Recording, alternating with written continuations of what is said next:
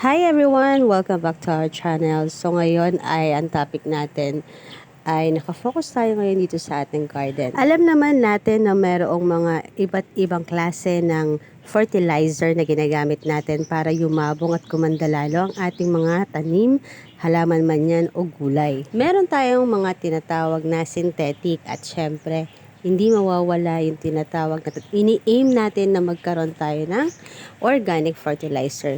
Kasi mas maganda to lalo na kung tayo ay nagbi-build up o nagsisimula na magtanim ng ating mga sariling pagkain sa ating bakuran.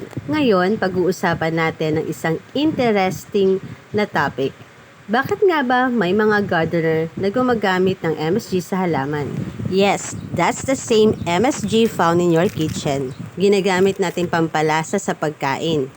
Pero sa halaman, sabi ng iba, nakakatulong daw ang MSG para mas mapabilis tumubo ang halaman, mas green ang dahon o mas madami ang bulaklak. Dahil ang MSG ay may glutamic acid, isang amino acid na natural at pwedeng mapakinabangan ng halaman at lupa. But too much MSG can hurt your soil. It contains sodium and too much salt is bad for plants. MSG isn't a fertilizer. It lacks nitrogen, phosphorus, and potassium. Pero kung gusto mo siyang itry, gumamit ng 1/4 teaspoon in 1 liter of water.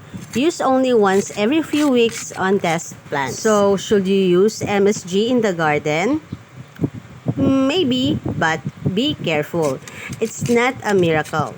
There are safer natural options para sa ating mga halaman at gulay. Ikaw, nasubukan mo na ba ang MSG sa halaman mo? Share mo sa comments. Huwag kalimutang mag-like at mag-subscribe. Thank you for watching!